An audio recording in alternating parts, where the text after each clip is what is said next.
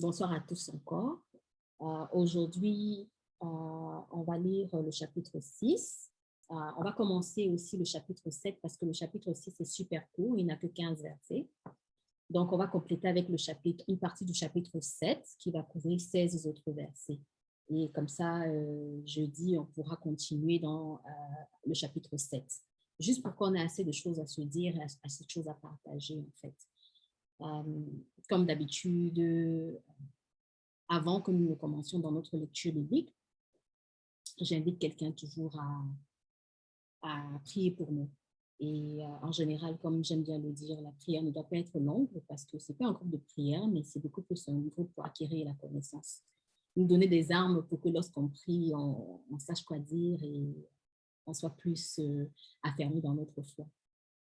Donc, j'invite quelqu'un à prier pour nous.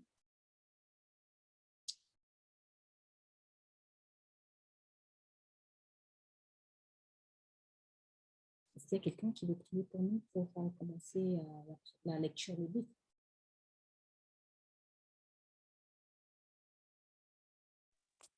Seigneur, nous voulons lire ta parole. Aide-nous à la comprendre, à méditer au nom de Jésus. Amen. Amen. Quelqu'un qui va commencer avec nous, Actes chapitre 6. On va essayer de lire, comme c'est assez court, on va essayer de lire 5 versets chacun. Comme ça, chacun aura l'opportunité de lire un peu et d'essayer de se comprendre lire, de s'entendre lire et en tirer un message. Quelqu'un qui veut commencer pour nous, là?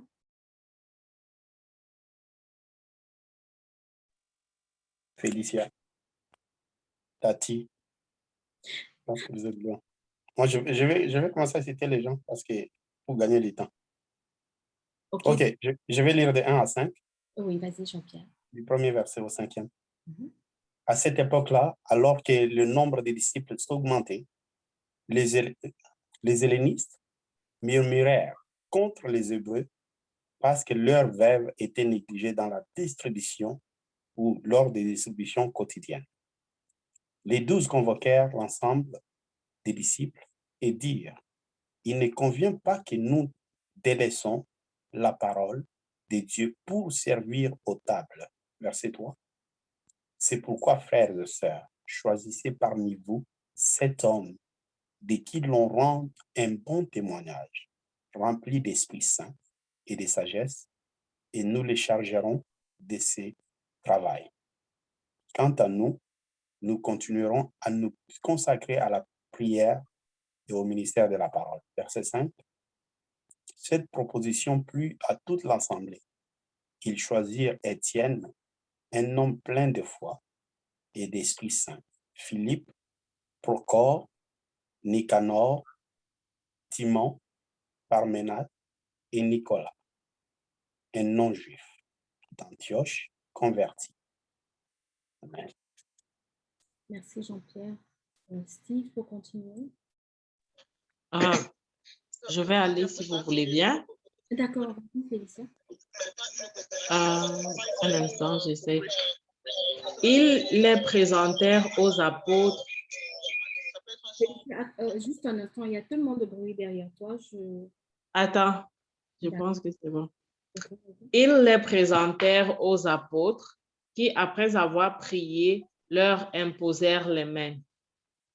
La parole de Dieu se répandait de plus en plus. Le nombre des disciples augmentait beaucoup à Jérusalem et une grande foule de sacrificateurs obéissait à la foi.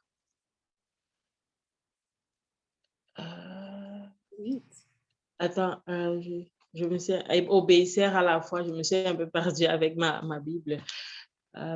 Étienne, plein de grâce et de puissance, faisait des prodiges et de grands miracles parmi les peuples.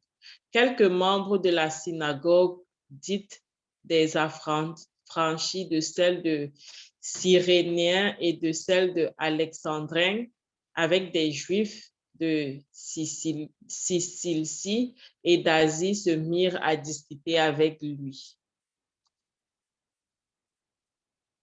Mais il ne pouvait résister à sa sagesse et à l'esprit par lequel il parlait.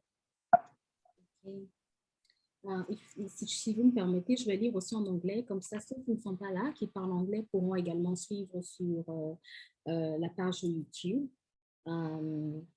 So verse 11. Then in secret, they talked some men into lying about Stephen.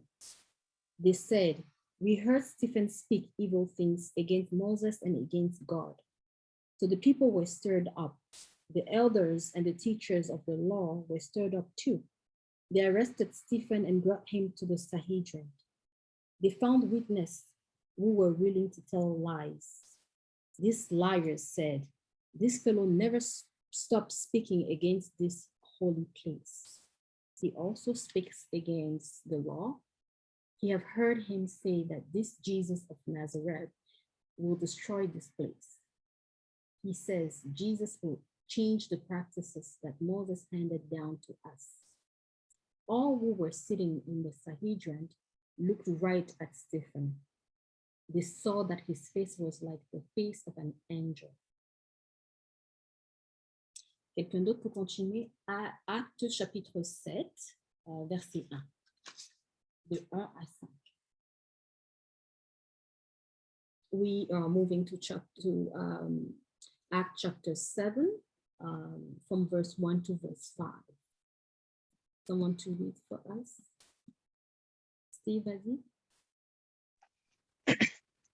Le grand prêtre demanda, « Cela est-il exact? » Étienne dit alors, « Frères et pères, écoutez, le Dieu de gloire est apparu à notre père Abraham quand il était en Mésopotamie avant de venir habiter Haran, et lui a dit, « Sors de ton pays et de ta parenté et va dans le pays que je te montrerai. » Alors, étant sorti du pays des Chantelles, il vint habiter Haran.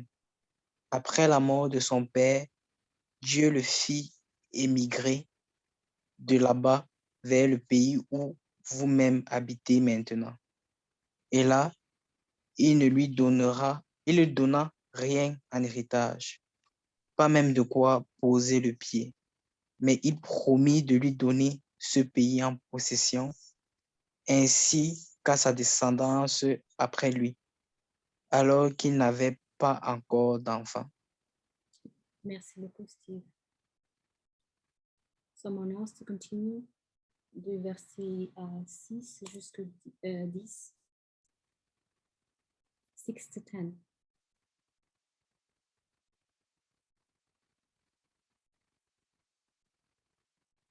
Here is what God said to him. For 400 years, your family after you will be strangers in a country not their own. They will be slaves and they will be treated badly. But I will punish the nation that makes them slaves, God said. After that, they will leave that country and worship me here. Verse 8. Puis Dieu donna à Abraham l'alliance de la circoncision. Et ainsi, Abraham ayant engendré Isaac, le circoncis le 8e jour. Isaac engendra et circoncis Jacob, et Jacob les 12 patriarches. 9. Les patriarches, jaloux de Joseph, le vendirent pour être amené en Égypte. Mais Dieu fut avec lui et le délivra de toutes ses tribulations. Il lui donna de la sagesse et lui fit trouver grâce devant Pharaon, roi d'Égypte, qu'il établit gouverneur d'Égypte et de toute sa maison. Quelqu'un d'autre pour terminer notre lecture du verset 11 à 16? Didier, oui. Puis, une famine arriva sur toute l'Égypte et Canaan, ainsi qu'une grande détresse, et nos pères ne trouvaient plus de nourriture. Quand Jacob apprit qu'il y avait du blé en Égypte, il l'envoya à nos pères une première fois. À la deuxième fois, Jésus se fit reconnaître par ses frères, et ainsi, son origine fut dévoilée à Pharaon. Joseph envoya chercher son père, Jacob, et toute sa parenté. à savoir 75 personnes. Jacob alors descendit en Égypte. Il y mourut ainsi que nos pères.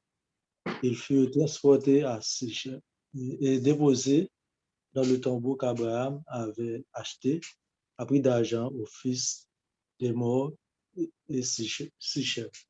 Okay. Merci beaucoup, Wycliffe. Maintenant que la lecture est terminée, comme d'habitude, j'invite au partage. Qu'est-ce qui vous a touché dans ce chapitre et quelle est la grâce que vous demandez à travers le chapitre? What touched you about the chapter? What grace do you ask God for? But as usual, when we're sharing, we try to be brief, short, and then concise so that everyone have a chance to say something, right? Donc, lorsque nous partageons, ce que je disais en fait, c'est qu'on essaye d'être assez bref, assez court pour que tout le monde ait l'opportunité de parler. Est-ce qu'il y a quelqu'un qui voulait partager? Qu'est-ce qui vous a touché?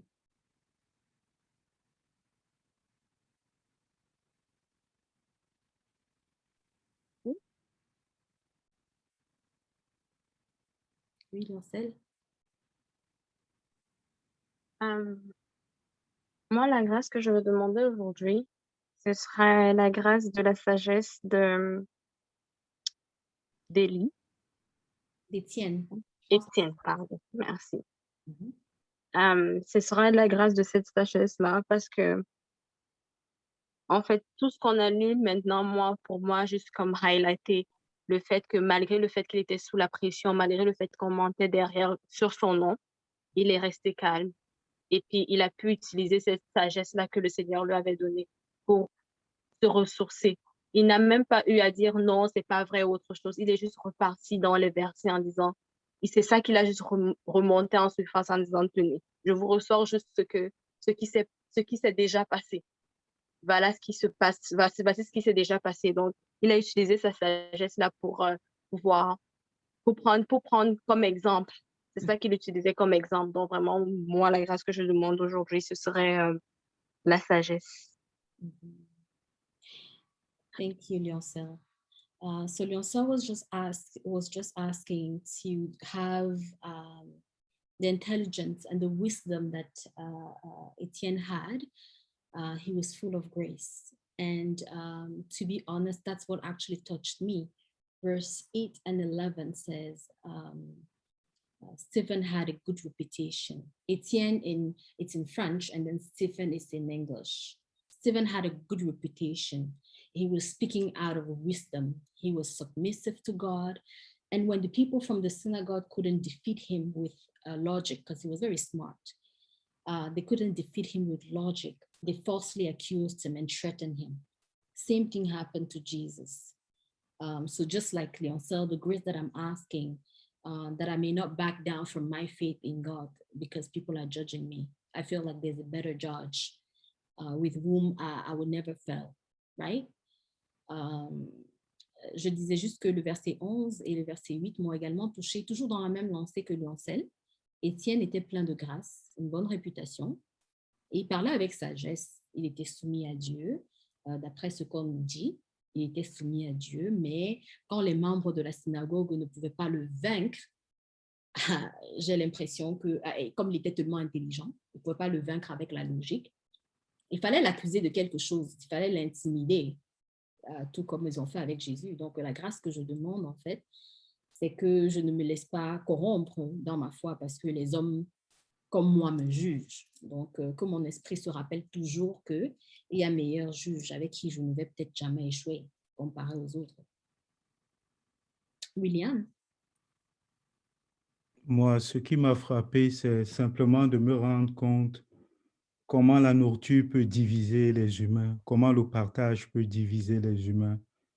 Nous avons vu dans les chapitres précédents comment les gens ont été convertis à la suite de Jésus-Christ par le témoignage des apôtres et puis comment les gens se sont mis ensemble. Ils ont créé les premières communautés chrétiennes en ayant des biens, en partageant ensemble. Mais aujourd'hui, nous nous rendons compte que ce partage de table et tout ce qu'il y a à partager divise divise les hommes, les Grecs et ceux de la langue hébraïque. Et en fait, ce qui me touche, c'est la manière dont les disciples tranchent. Ils disent ceci: il n'est pas bon que nous délaissions la parole de Dieu pour servir aux tables.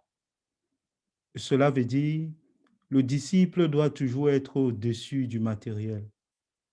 Et pour faire cela, les disciples désirent et choisissent des hommes sages, des hommes honnêtes pour confier ce travail à ces personnes. La grâce que je voudrais tout simplement demander après ce long discours, c'est aussi la grâce de la sagesse. Outre la grâce de la sagesse, que Dieu me donne la liberté intérieure vis-à-vis de tout ce qui est table, vis-à-vis de tout ce qui est nourriture, vis-à-vis de tout ce qui est matériel. Je vous remercie. Merci, William. William was just saying that verse 1 to 6 was striking for him. The distribution of tasks touched him, and everything is important in a community, and one person cannot do it all. But above it, the way they divided the plan that they had and the way they divided the task was very striking, because they said, we cannot leave God's words to share food, to focus on food. Let's divide. Let's find someone who can take that responsibility, and let's focus on what is more important, right? Sharing can divide people, and he's asking not to have, he's asking for the grace not to be of one of those people that will focus on what goes into his mouth, basically. Jean-Pierre? Yes. Moi, j'irai avec le verset 3, presque dans le même lancée que William, mais juste m'arrêter juste le verset 3.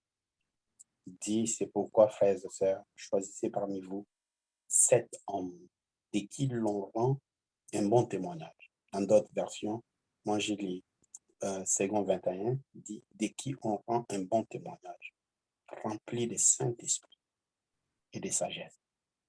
Et nous le chargerons de ce travail.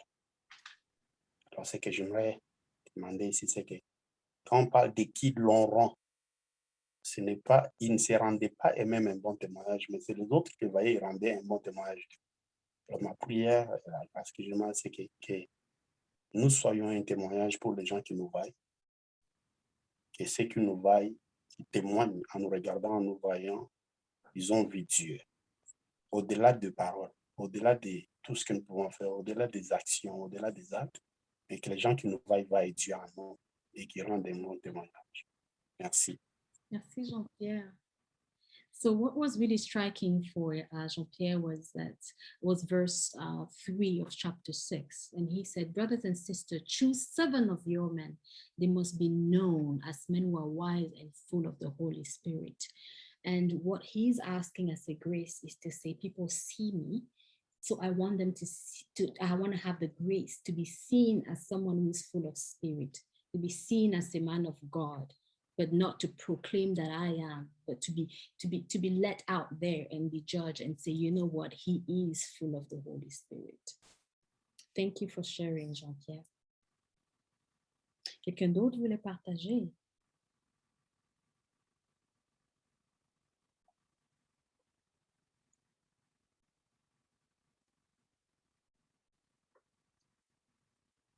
Someone else wanted to share.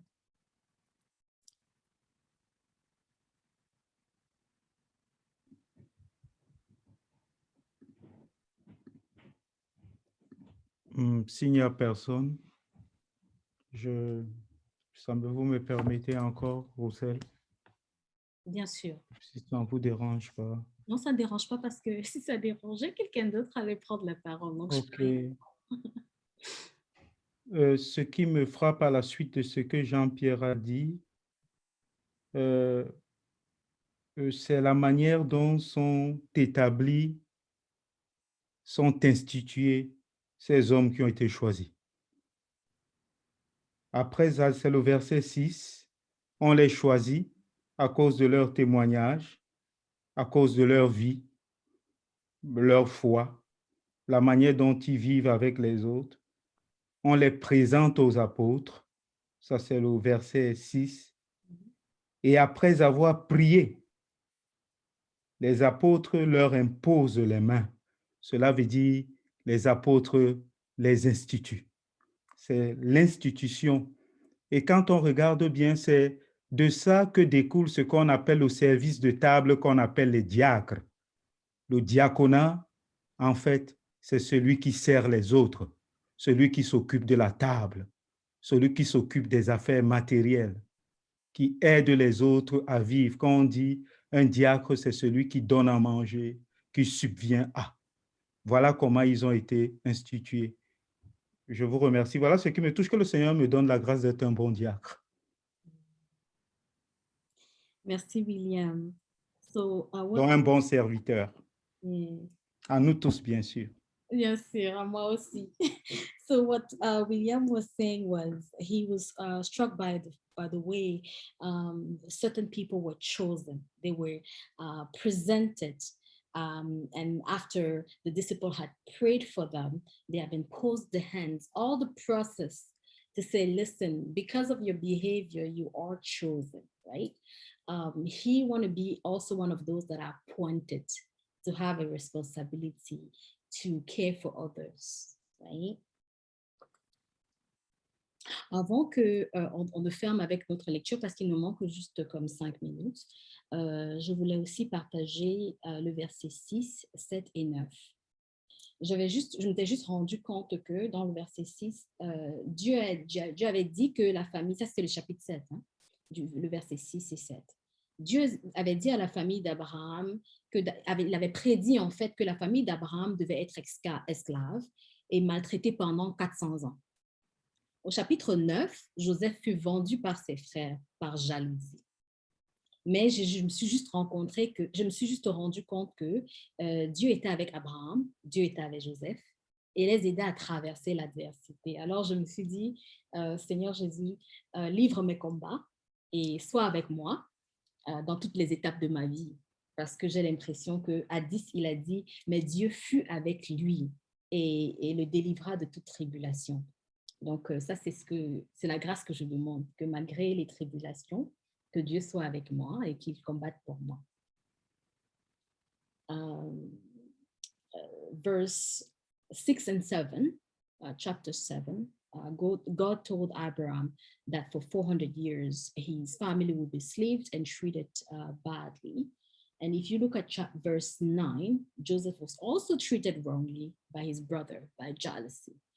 But on verse 10, they said, but God was with Abraham, just like he was with Joseph, and saved him from his trouble. So my grace that I'm asking from God is to please fight my battle every step of the way, no matter what. Yeah. Ainsi se termine notre chapitre 7. Jeudi, on va commencer par le verset 17. Comme ça, on pourra terminer le chapitre 7. Il était super long. Il était de 60 versets, donc on ne pouvait pas tout terminer et partager. Donc, jeudi, ce sera une question de terminer notre chapitre 7. Est-ce qu'il y a quelqu'un qui peut prier pour nous pendant comme 30 secondes, comme d'habitude? Comme ça, on va fermer notre lecture biblique. Il y a Steve qui voulait prier pour nous. Oui, j'ai trouvé une petite prière. Okay. Par la foi, tenez, solide et ferme. Ne vous laissez pas détourner de l'espérance que vous avez reçue en écoutant l'Évangile. Proclamez à toute créature sur terre et sous le ciel. Amen. Amen. Amen. Ainsi soit-il. Sur ce, on se retrouve à jeudi. Ça va toujours nous prendre comme 30 minutes. On lit ensemble, on partage. Si vous êtes en retard, ce n'est pas très grave. J'ai une page YouTube qui vous permet au moins de suivre les lectures, le partage. Et si vous pouvez aussi lire tout seul ou toute seule, c'est le plus important. Donc, si vous êtes en péché, ce n'est pas bien grave. Dieu nous fera toujours grâce. En attendant jeudi, que le Seigneur veille sur nous et que nos grâces soient répandues d'une façon ou d'une autre. Amen. On se retrouve Amen. 20h30, OK? Ok. Au revoir. Okay. Amen. Bye. Bye. Amen. Bye. Goodbye.